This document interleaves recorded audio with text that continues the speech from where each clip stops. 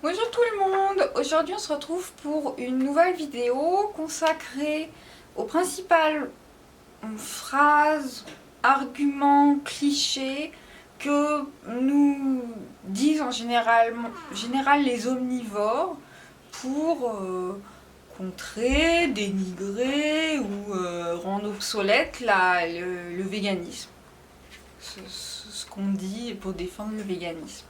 Alors j'espère que c'est clair. Mais quand je vais vous dire les phrases, vous allez tout de suite comprendre de quoi je parle. Alors j'ai sélectionné les 4 principales phrases, reproches, contestations qu'on a pu me dire. Et ce sont les 4 phrases qui reviennent tout le temps, dans toutes les bouches, à croire qu'il y a un scénario à suivre et 1, 2, 3, 4, c'est bon, j'ai tout dit. Chaque personne presque m'a répondu soit les 4, soit une des 4, soit... C'est fatal à chaque fois. La première phrase qu'on entend assez souvent, mais quand les gens la disent, c'est qu'on a l'impression qu'ils se moquent un petit peu du monde, et c'est le cas, hein. Sincèrement, on se moque un peu de nous. Ça s'appelle le cri de la carotte. Alors le cri de la carotte, c'est quand quelqu'un nous dit mais peut-être que les légumes, ils souffrent aussi. Alors, c'est quand même... Alors là, c'est le degré zéro de l'argumentation, hein, faut bien l'admettre. Pourquoi c'est faux? Alors tout simplement parce que les légumes n'ont pas de système nerveux, donc ne peuvent pas physiquement souffrir, matériellement, ce n'est pas possible.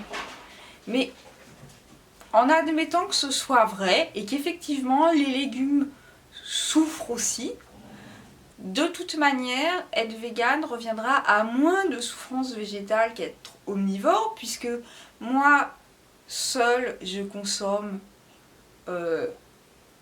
100 fois moins, 1000 fois moins de produits végétaux que les animaux d'élevage. Pour vous donner une idée, une seule vache consomme en une seule journée 56 kg de produits végétaux. Donc même avec toute la bonne volonté du monde, j'arriverai pas à manger autant qu'une vache durant toute sa vie, même pendant un mois je pense. J'y arriverai pas.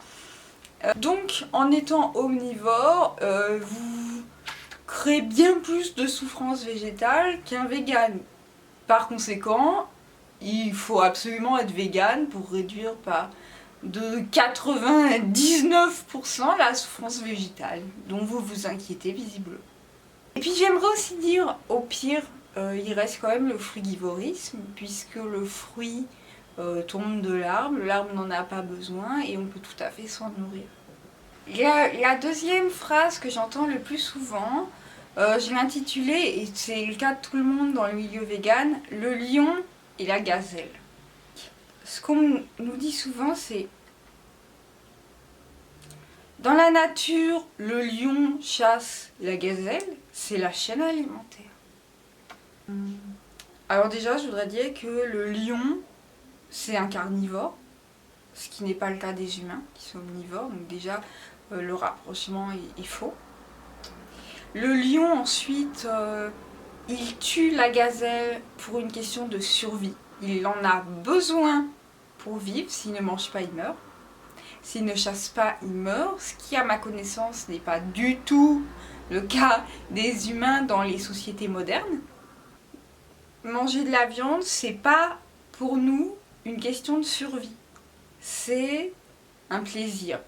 Ce n'est même pas une nécessité physique, puisque on sait maintenant que la consommation de viande n'est pas utile au fonctionnement du corps humain.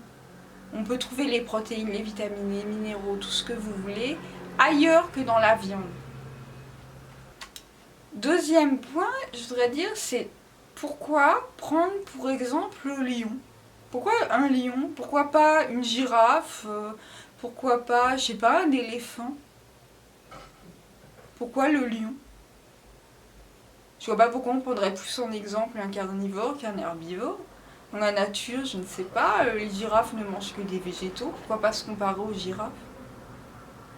D'autant qu'a priori, les humains ont beaucoup plus de ressemblance avec les herbivores qu'avec les carnivores. puisque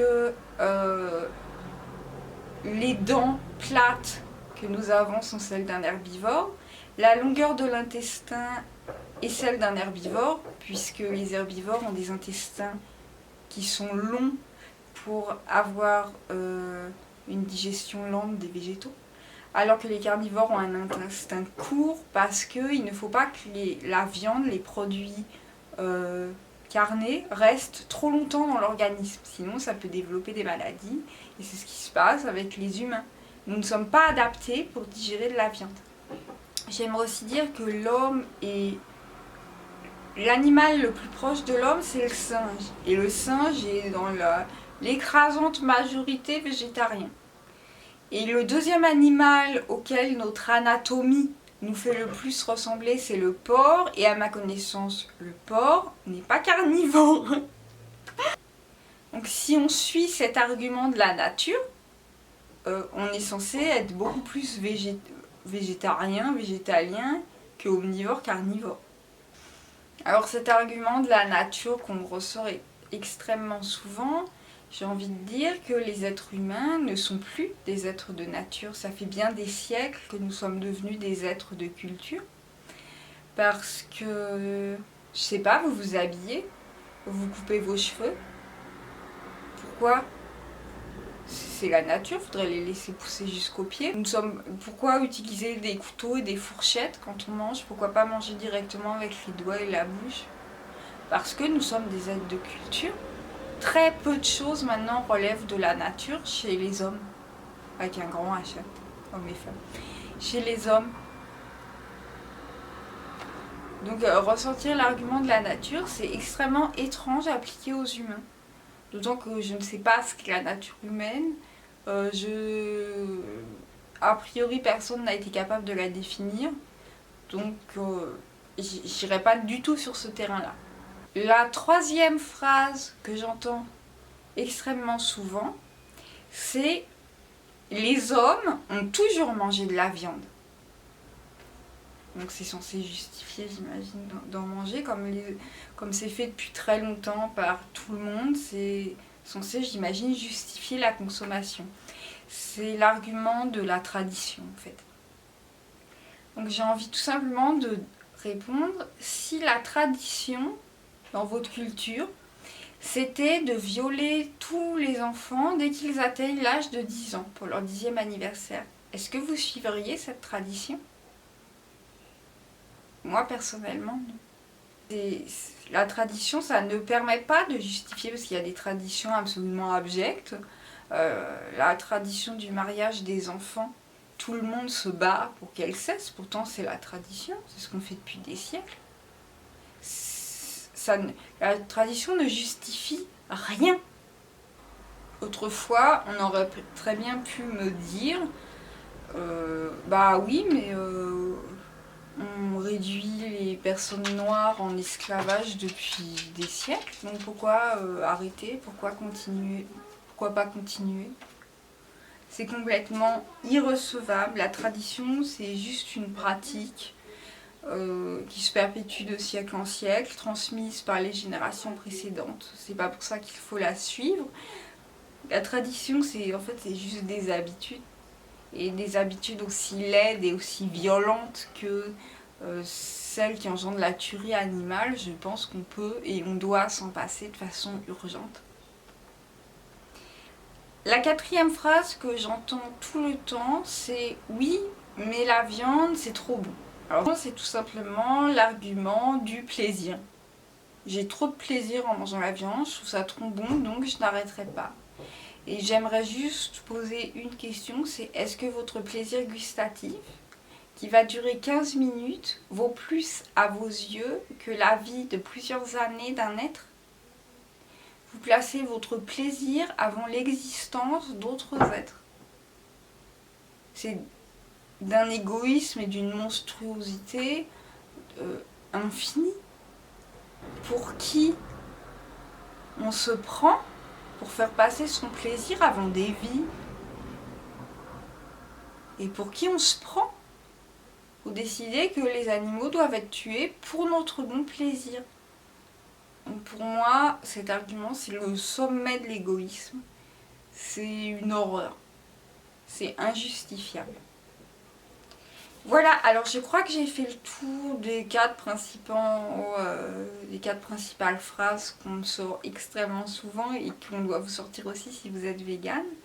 Et j'avais tout simplement envie d'y répondre dans la même vidéo, parce que comme ça tout sera au même endroit.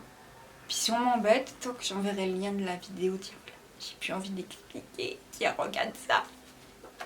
J'espère que ça vous a intéressé, j'espère que cette vidéo vous a plu, vous a peut-être donné des idées pour répondre, ou si vous pensiez certaines des phrases que ça vous fera réfléchir, ça vous donnera peut-être envie de changer, qui sait, j'aimerais beaucoup.